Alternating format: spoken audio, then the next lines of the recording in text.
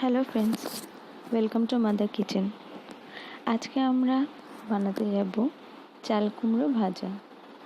এটা খুবই simple recipe.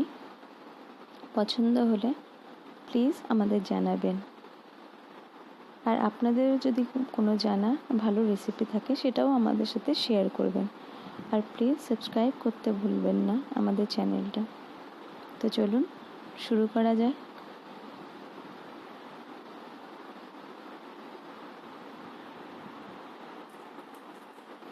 আমরা প্রথমেই গ্যাসে আমাদের কড়াইটা গরম করার জন্য রেখে দিয়েছি।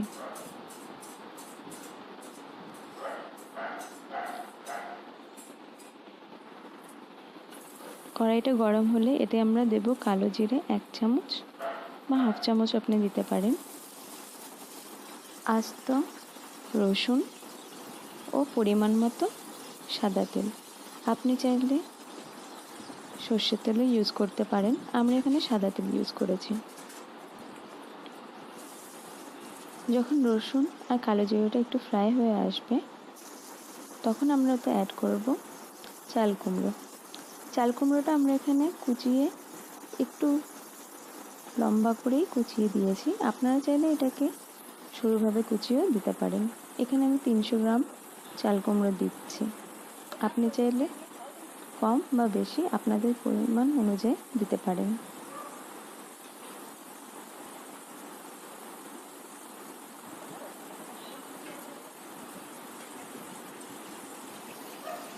এবার সবকটাকে একসাথে ভালো করে নিয়ে নেব।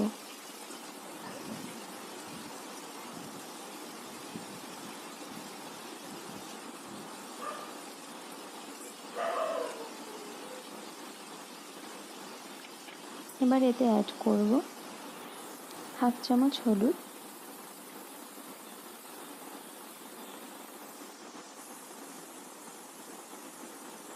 আন্দাজ মতো নুন,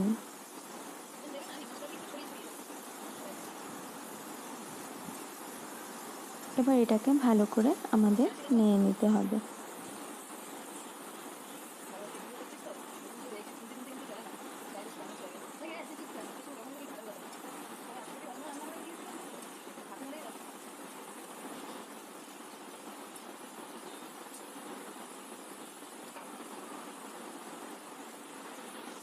এতে অ্যাড করছি আমি 4টে কাঁচা লঙ্কা চিড়ে।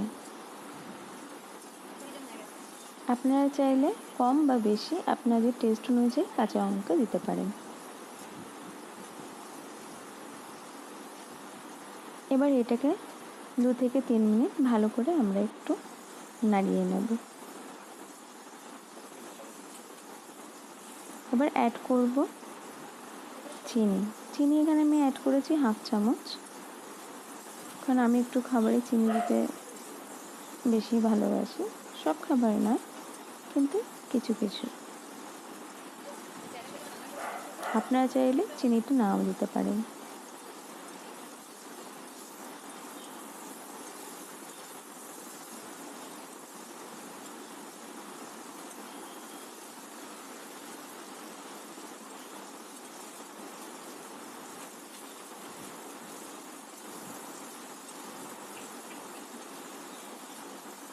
এবার আঁচটা আমি হাই ফ্লেমে দিয়েছি, যাতে চাল কুমড়োর জলটা একটু তাড়াতাড়ি টেনে নিই। প্রায় 1 থেকে 2 মিনিট পর হাই ফ্লেমে করার পর আমরা এটা আবার মিডিয়াম ফ্লেমে রান্না করব, যাতে চাল কুমড়োটা কড়াইয়ের সাথে লেগে না যায়।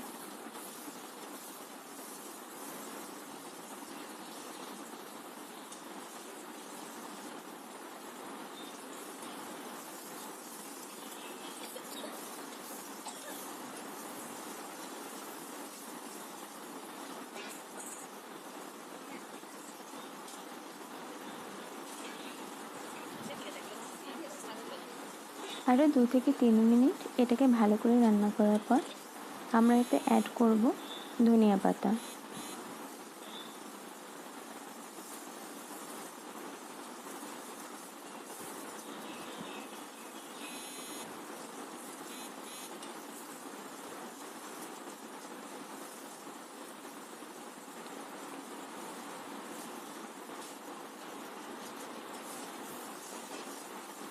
এবার এটাকে ভালো করে আমরা রেঁধে নেব।